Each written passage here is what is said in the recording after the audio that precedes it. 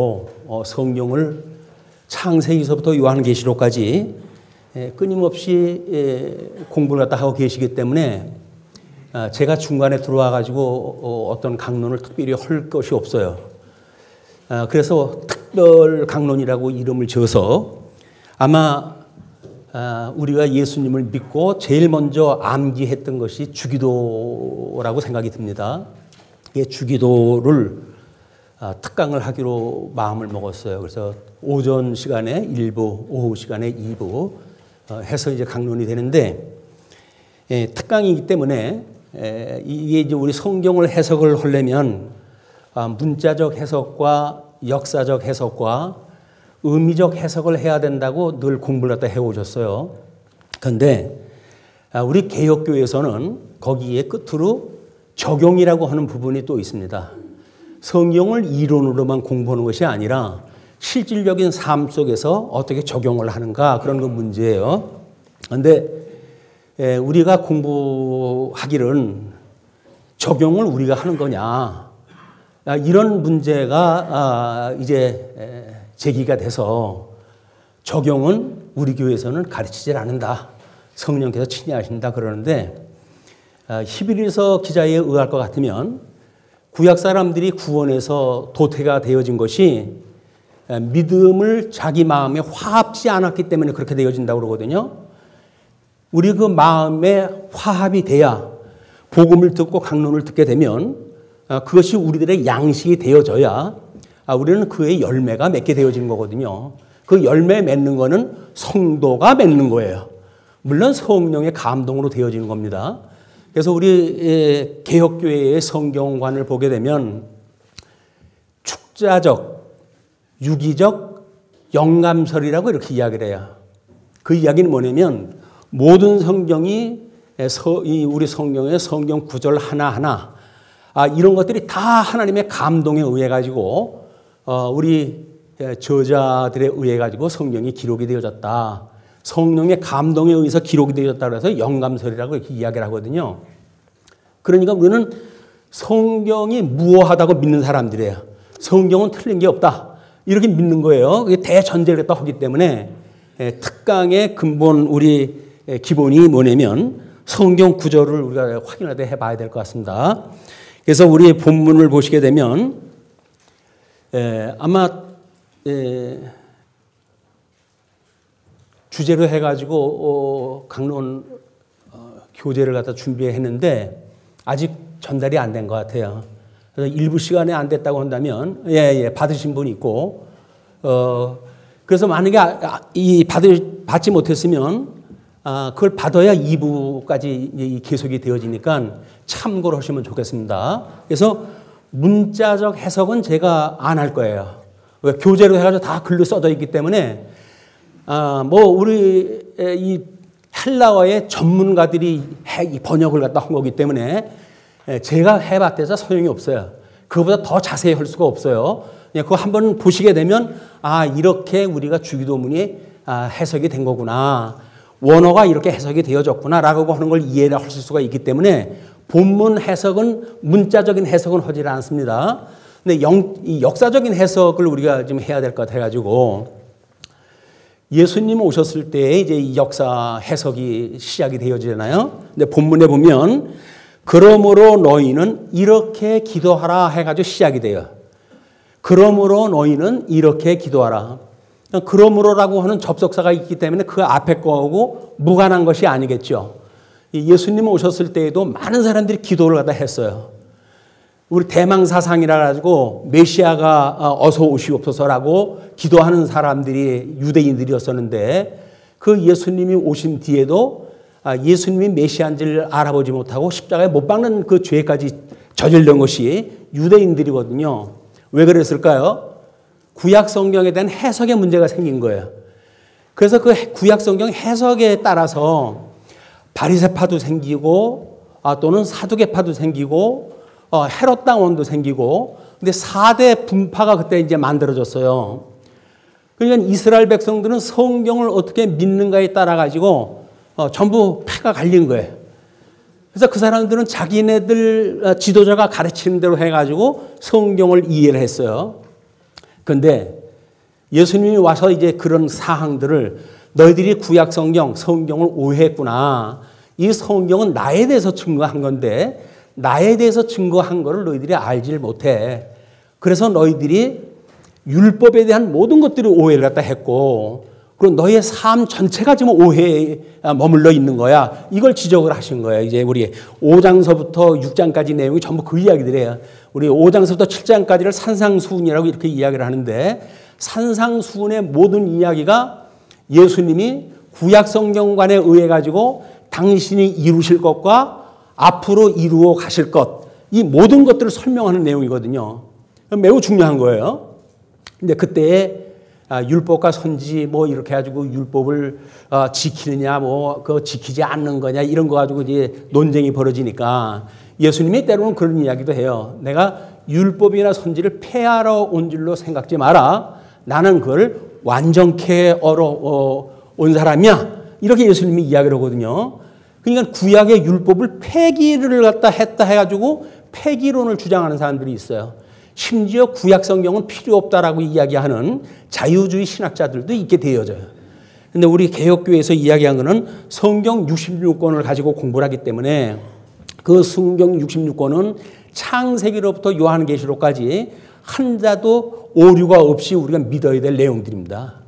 그런데 이 사람들이 그렇게 오해가 생긴 거에 그때 당시에 신앙생활의 패턴을 보게 되면 흔히 이제 구제에 대한 이런 오해가 있고 기도에 대한 오해가 있고 그다음에 금식에 대한 오해가 있어요. 신앙생활에 큰 부류로 해가지고 세 단위로 나눠가지고 예수님이 설명을 하십니다. 신앙생활 유대인들이 했던 일들이에요. 그런데 구제라고 하는 걸 어떻게 이해를 갖다 했냐면 하나님 앞에 하지 않고 사람들 앞에서 이제 하는 거를 보여주기 위해 가지고 시장에 사람 많이 모이는 데라든지 이런 데를 가가지고 투구선을 들고 이제 나한테 오면은 우리가 구제를 갖다 하겠다고. 그러니까 동네방네 나발을 불고 다니는 사람들이에요. 왜? 사람들한테 인기를 끌려고. 하나님께서 이 구제라고 하는 그것이 구원이 무엇인지를 모르고 다만 먹거리 좀 도와주는 게 구제라고 생각을 했기 때문에 그 사람들이 생각하는 구약 성경에서 이야기했던 구제라고 하는 그 이야기는 다만 몇 푼 구제하는 것, 먹을 거 입에 풀칠하는 것 이런 게 도와주는 게 구제라고 생각을 했기 때문에 온 동네를 다니면서 이렇게 호들갑을 떠는 거예요. 넌 그렇게 하지 마라.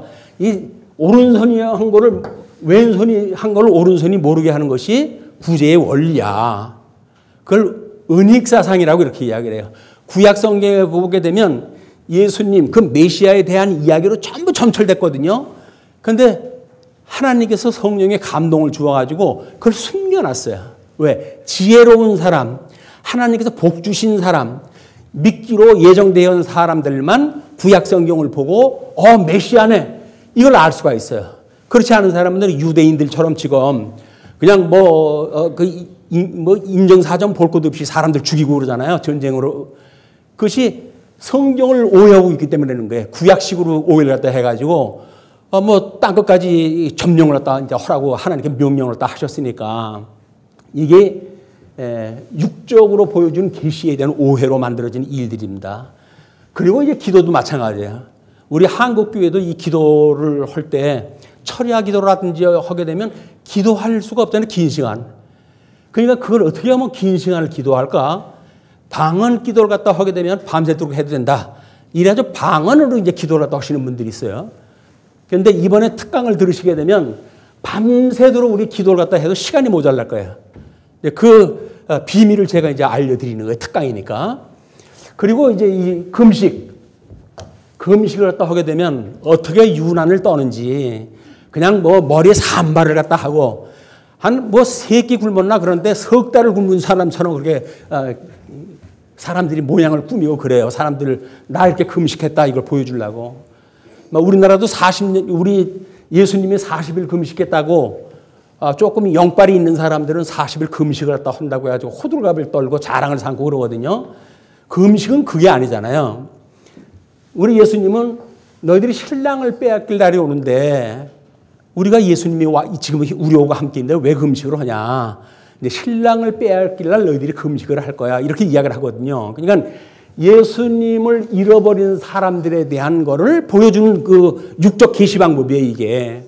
근데 구약 성경을 오해하니까 중요한 생활 패턴의 이 세 가지가 오해가 생긴 거예요. 그러므로 너희는 이렇게 기도하라. 기도의 내용이에요.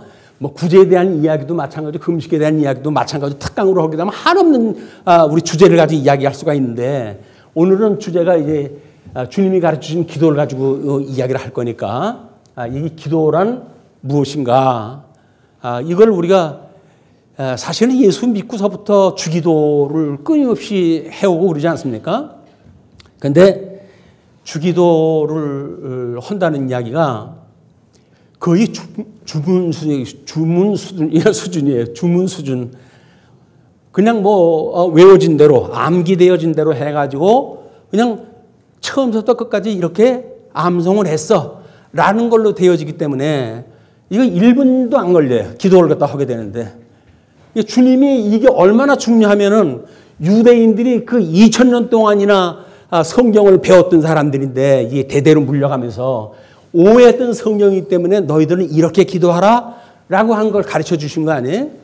우리 찬양 내용에서도 그것이 있었는데 그 기도가 우리가 이 악으로부터 구원을 갖다 받는 것, 구원에 대한 이야기 아니겠어요? 구원에 대한 이야기고 이런 그 중차대한 거를 기도하는데 그냥 단어를 암송하는 걸로 끝나는 이런 안타까움이 현실입니다. 근데 시간상 어쩔 수가 없어요. 뭐 강론은 1시간 다 듣고 가뜩이나 시간이 짧은데 주기도를 갖다 하라는데 그거 가지고 뭐 음미하면서 할 시간이 없잖아요. 그러니까 따다다다다닥 해가지고 끝나고 마는 거예요. 형식으로 끝나고 맙니다. 형식으로 끝나는 신앙생활을 보통 갑각류 신앙이라고 그렇게 이야기를 해요. 껍질이 단단한 그 짐승들 있잖아요. 그런 그 갑각류 정말 훈련되어져 있는 대로만 생활을 하는 사람들은 아무리 말씀을 들어도 말씀이 우리 이 안에까지 들어가지를 못해요. 왜? 껍질이 두꺼워져가지고 그동안 훈련받은 거, 내가 연습되어진 삶, 생활화되어져 있는 관습 이런 것 때문에 복음이 우리의 귀에 잘 안 들려요. 그런데 하나님의 말씀은 교훈과 책망과 바르게 함과 의로 교육하기에 바르게 함과 의로 교육하기에 유익하다고 그랬는데 말씀을 들으면 양심의 가책이 느껴져야 되거든요. 나 같은 죄인을 주님께서 살려주셨는데 그걸 우리가 칭의 그 다음에 양자라고 그래야 하나님의 아들이 되었다 그러잖아요. 기도할 때 우리는 아버지라고 하고 기도를 하다 합니다. 그러면 삶을 살아가는데 잘못되어진 것이 왜 없겠어요? 그런데 그 죄가 우리는 끝났다는 거예요. 모든 문제가 해결이 됐어요. 그게 구원파 논리입니다. 우리가 다 이제 죄가 문제가 없어요. 그렇기 때문에 이 구원파들은 주기도를 하질 않습니다. 그래서 하도 이제 교계에서 이단 시비를 갖다 거니까 우리도 이제 주기도를 한다. 이단이라고 그러지 말라. 이렇게 이야기를 하는데 그들의 근본 사상은 죄의 모든 문제가 해결돼 버렸다는 거예요. 과거형으로 끝나요. 근데 성경은 뭘 합니까? 우리가 섰다 함도 아니요 이루었다 함도 아니라 너희가 선줄로 알면 넘어질까 조심하라. 이렇게 이야기를 해요. 경계를 갖다 끊임없이 하는 거예요, 우리한테. 우리 교회에 이런 그 문제가 한국 교회에서도 들어와 가지고 우리 선교사들이 이제 복음을 증거할 때 제일 중요한 것이 성경 표지 앞면에 3가지 종류가 기록이 되어져 있어요. 뭐가 기록되는지 기억하시죠? 십계명이 기록되어져 있고, 십계명이 기록되어져 있고, 그 다음에 주기도가 기록되어져 있고, 그 다음에 사도신경이 기록되어져 있어요. 이 십계명은 모세가 쓴 거니까 주전 1500년경에 기록이 되어진 거예요. 주기도는 예수님 오신 되어졌으니까 후에 공생이 시작하면서 우리한테 알려주신 거니까 약 30년경에 우리한테 알려주신 거예요. 그리고 이 사도신경은 교회사를 통해 가지고 종교 개혁자들이 이걸 하도 이 믿음의 양이 방대하지 않습니까? 그럼 우리가 뭘 믿어야 되느냐? 이걸 가르쳐 주기 위해 가지고 하이델베르크 신조라고 하는 걸 정리를 갖다 했어요. 그래서 우리 어떻게 하죠? 제일 처음에 천지를 창조하신 하나님 아버지를 믿사오며 이렇게 이야기를 해요. 그리고 그의 독생자 예수 그리스도를 믿사오니, 그리고 성령을 믿으며, 이렇게 해가지고 삼위일체 하나님을 믿는 거를 신조로 정리를 다 해놨어요. 이렇게 이제 가짜 뉴스를 보게 되면 이게 이제 우리가 사도신경이라고 그랬으니까 사도들이 뭐 한마디씩 한 거를 정리를 했다는 등 이런 그 거짓말 신화가 만들어져요. 그렇기 때문에 불신을 갖다 하게 되어지고 그러는데, 중요한 거는 종교 개혁을 갖다 일으켰던 그분들이 우리의 믿음을 어떻게 믿어야 되느냐라고 하는 걸 정리를 갖다 해가지고 천지를 지으시는 하나님 아버지를 내가 믿사오며 그의 독생자 예수 그리스도를 믿사오니 성령을 믿으며 라고 해서 삼위일체 하나님을 신앙 고백을 하도록 정리를 갖다 해줬어요. 지금서부터 하고 500년이 넘었잖아요. 이게 이제 교육이 되어지니까. 우리나라에 복음 들어온 지가 100년이 훨씬 넘었고, 이렇게 되어졌는데도 불구하고 이게 붙박이로 되어져 있는 거예요. 우리 성경이나 찬송가 책에 붙박이로 되어져 있는데 다 아는 내용들이에요. 그걸 한 번도 읽어볼 필요가 없어요. 그거를 우리 선교사들이 그렇게 중요하다고 해가지고 성경이나 찬송가 표지에다가 붙박이로 해놨는데도 불구하고 붙박이 되어져 있기 때문에 우리는 아주 필사적으로 안 읽어요. 왜? 중요하다고 그러는데 중요한 거에 관심이 없는 거야.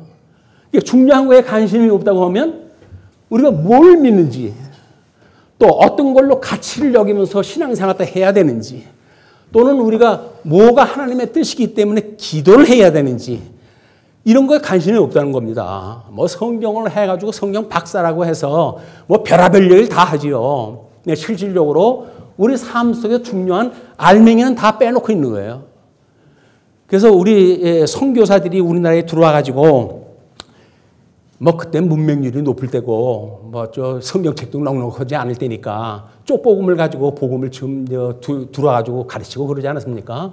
그렇게 귀한 때니까 우리가 지금 알고 있는 방식을 가지고 성경을 이해하게 되면 100년 전 우리 선교사들이 우리 복음을 증거했던 그 사람들의 심정이나 또는 그때 그 복음을 받아들였던 우리 어르신네들의 무식하고 또는 가난하고 세상에서 정말 버림을 받았다 싶은 이런 사람들이 받아들였던 그런 고귀함을 우리는 놓칠 수밖에 없습니다.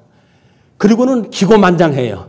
아니, 촌스럽게 뭐 그걸 일일이 외워야 되나? 뭐 이렇게 이야기했다 해서 지금은 우리들이 알고 있는 걸 기준으로 만약에 삼는다고 한다면 그거는 머리가 하나이듯 교회도 하나인데 우리는 그 몸뚱아리를 전부 분별을 갖다 해놓는 거예요. 그래서 엘리트 사상으로 충만해졌어요. 특별히 말씀은 공부를 갖다 열심히 하시는 분들은 얼마나 엘리트 사상으로 해가지고 충만한지 다른 사람들은 성도로 보이지도 않아요. 조금 무식해가지고 뭐 잘못 신앙생활을 한다든지 성경 내용을 잘 모른다든지 하는 걸 보게 되면 불쌍히 여겨야 될 거 아니겠어요? 전도의 대상이니까. 근데 우리는 무시해요. 저런 게 뭘 예수 믿는다고 그래? 잘 알아서 예수 믿는 게 아니에요. 하나님께서 찾아오셔야 믿는 거거든요. 우리는 특별히 이 말씀을 공부하게 되면 하나님이 하게 하신다고 하는 단순 명제에 걸려 들어가지고 공감성이 없어져요. 성도들 간의 교제가 안 돼요. 왜? 뭐 하나님이 하게 하시지 내가 하는 건가? 자기가 쑥 빠져버리면 복음하고 상관없는 사람입니다. 근데 우리는 그렇게 이야기를 해요. 아무런 양심의 가책도 안 받고 하나님이 하시는 거지 내가 하는 건가? 내가 없는 게 무슨 신앙생활이에요. 내가 신앙 고백을 하고 내가 살아가는 거지. 물론 성령께서 감동을 주어가지고 살아가게 하시는 거니까 큰 의미로 해가지고는 주관자이신 하나님께 하신다고 해서 이야기를 할 수가 있겠죠. 그 안에는 유기적인 영감서를 이야기했던 것처럼 신앙의 모든 이런 그 삶은 우리가 내재적으로 초월되어진 이런 감각을 가지고 세계관적인 이 신앙생활을 하게 되어지는 겁니다. 그게 모르게 되면 형식 논리에 빠져요. 성경 좀 내가 얼마 안다 하면 성경 아는 걸로 해서 자랑 일삼고 복음을 전해야 될 그런 그 의무는 우리가 무시하고 이런 것들이 흔히 성도라고 하는 사람들이 오해해요. 예수님처럼 이렇게 잘못되어져 있는 성경관을 가지고 있으면 우리 교회처럼 성경을 열심히 공부를 했고 하나님이 어떠한 분인지를 알게 되면 그분들에 대한 신앙생활이 예수님처럼 이렇게 친절히 가르쳐주는 역사로 일어날 거 아니에요. 그것이 성령의 역사입니다.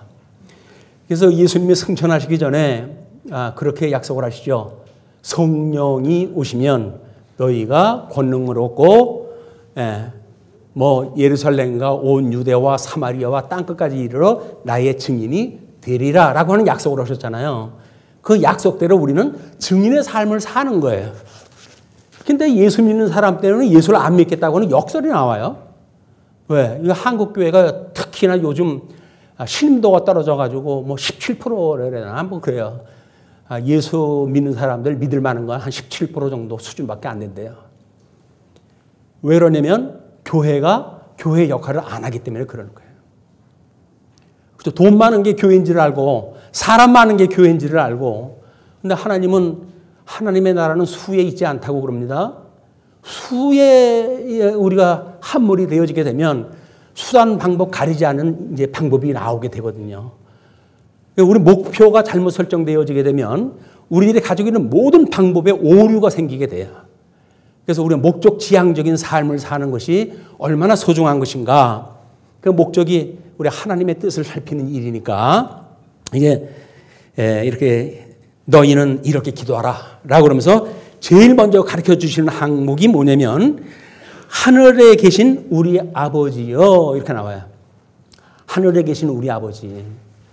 자 그러면 우리 아버지가 어떤 분인지를 내가 알겠어요. 우리가 신앙적으로는 하나님은 선과 악이 일반이신 절대 이성을 가지고 계신 분이에요. 하나님이. 그래서 이런 그 분께서 태초에 천지를 창조하시게 되죠. 첫째 날 천과 지를 창조하셔요. 그런데 이 천의 상태는 언급이 안 되고 이 하에 대한 이야기가 천지에 대한 이야기가 뭐로 나옵니까?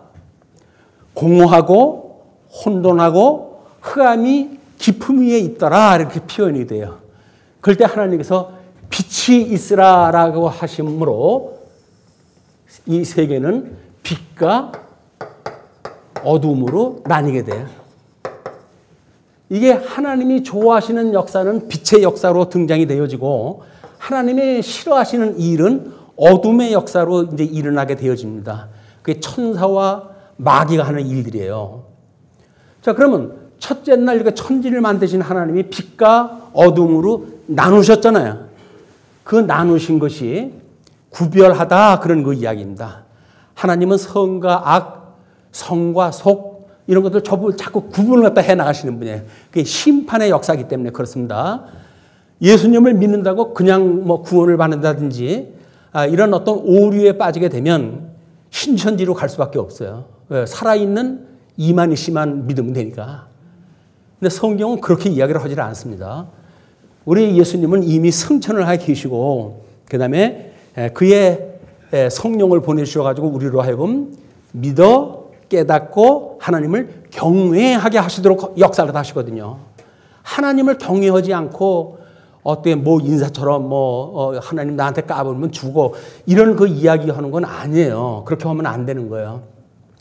우리도 알게 모르게 그런 이야기를 합니다. 하나님 나한테 이럴 수 있어요? 라고 따져들고 그러지 않습니까?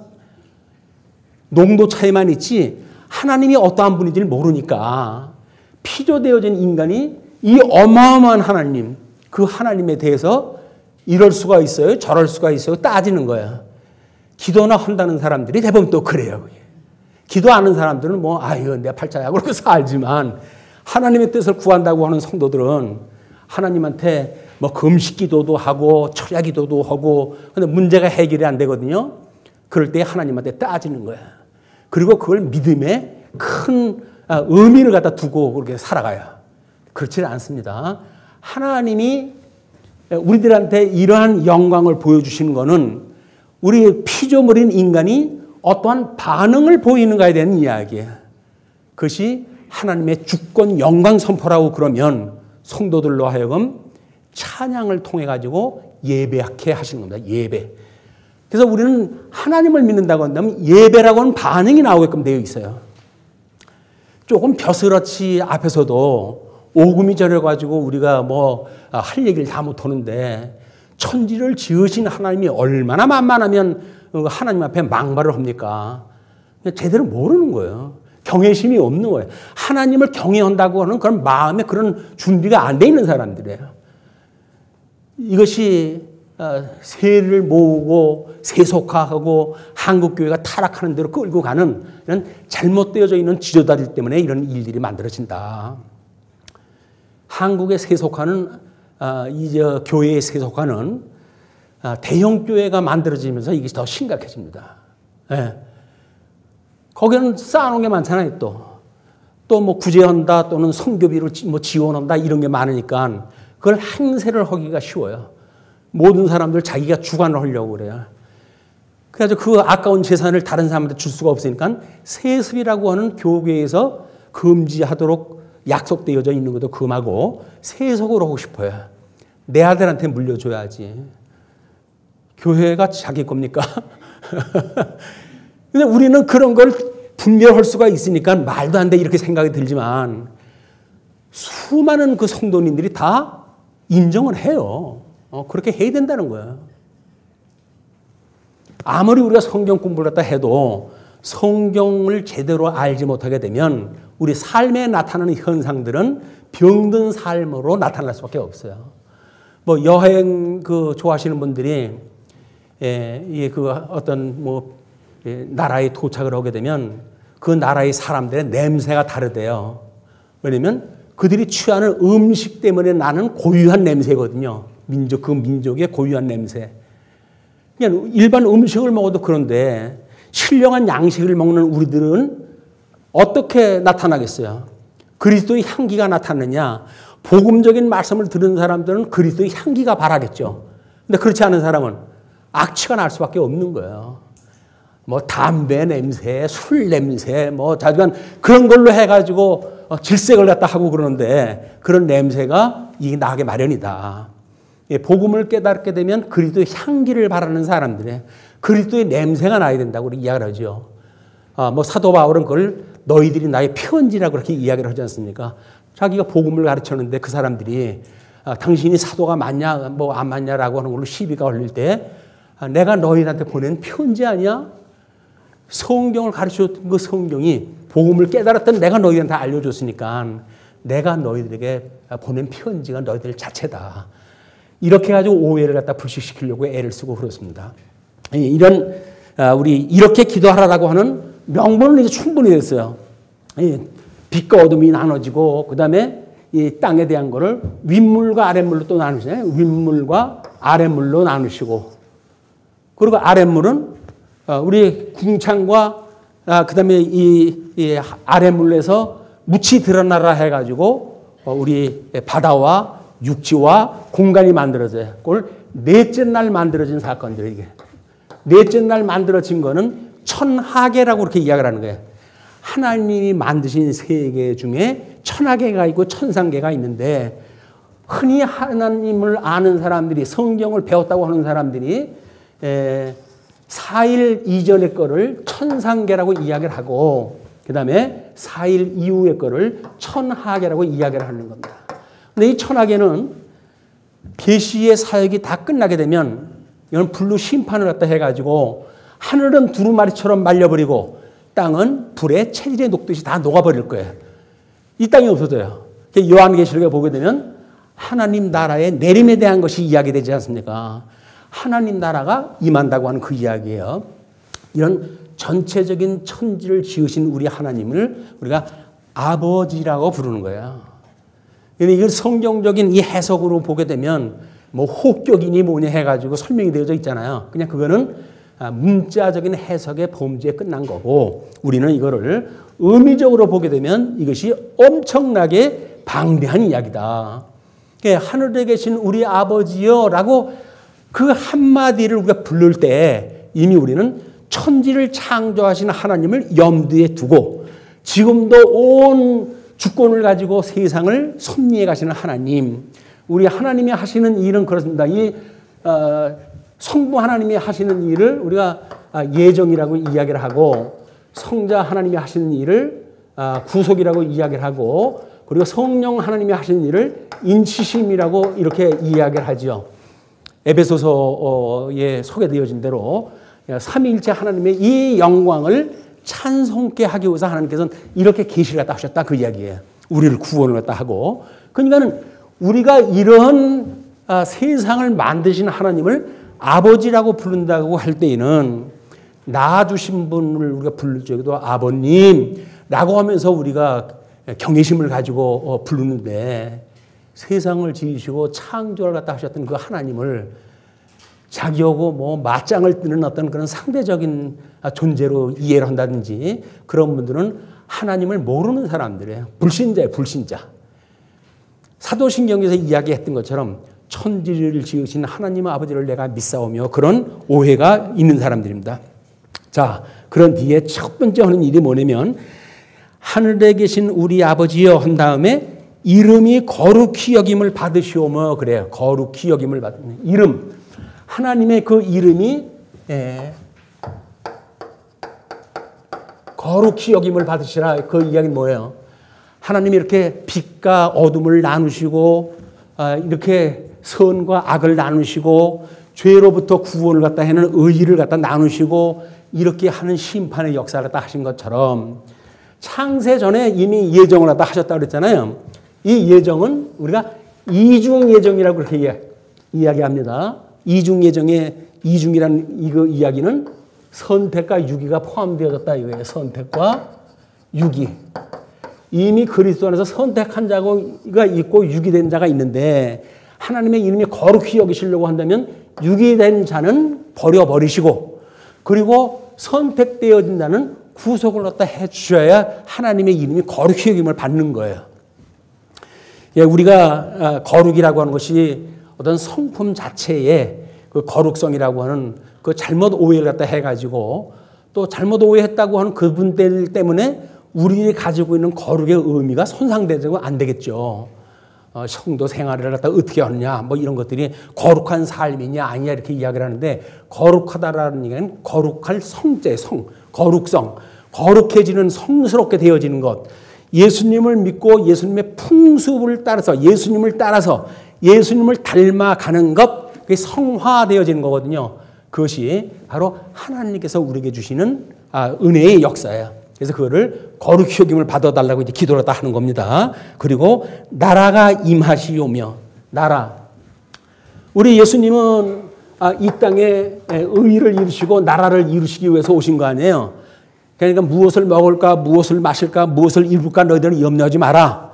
하나님이 그런 거 필요한 거 다 알고 계셔. 너희들은 다만 먼저 그의 나라와 그의 의를 구하라. 내용이 뭐예요? 구할 내용이 의와 나라예요. 그거를 지금 우리 주기도문에서 첫째 문단, 두 번째 문단, 세 번째 문단에서 총정리를 했다 한 거예요. 그의 나라와 의를 구하는 일. 그것이 하나님의 뜻이에요. 하나님의 뜻. 그러니까 그것만 구한다고 하더라도 밤새 기도해도 시간이 모자라요, 사실은.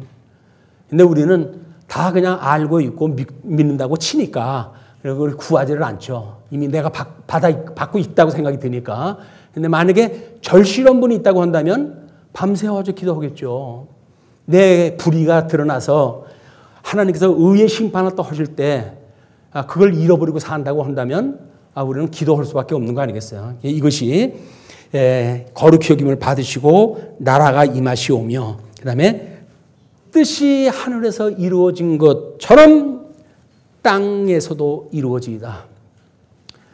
하늘에서 이미 이루어졌어요. 이루어진 것 같이 땅에서도 이루어지다라고 이야기를 하는 거예요. 이 이야기를 하려면 조금 길어질 것 같죠. 시간이 다 된 것 같아요. 2부 시간에 그 나머지 걸로 말씀을 갖다 드리기로 약속하고 마치겠습니다. 기도하시죠. 하늘에 계신 우리 아버지, 우리들에게 지혜와 은혜를 허락하셔서 하나님의 말씀을 깨닫게 하시고 믿게 하시고 그리고 의로운 생활로 늘 사모하게 하시는 우리 하나님 은혜를 감사합니다. 우리들 이 배운 일들이 머리로만 배운 걸로 끝나는 것이 아니라 우리 삶 속에서 친히 우리 생활로 드러나는 빛의 사람으로 향기로 드러나기를 소원합니다. 우리 하나님께서 믿게 하셨던 그 하나님께서 또 우리 예수님 형상까지 닮아가게 하실 줄 믿고 우리 주 예수 그리스도의 이름으로 기도합니다. 아멘.